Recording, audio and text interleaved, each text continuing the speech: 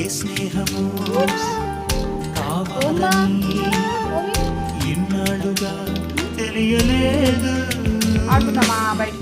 ఇచ్చేందుకే మనసుని నాకెవ్వరు చెప్పలేదు. చెలిమి చిరునామా తెలుసుకోగానే రెక్కలొచ్చాయో ఏమిటో ఎటు వెళ్ళిపోయింది మనసు,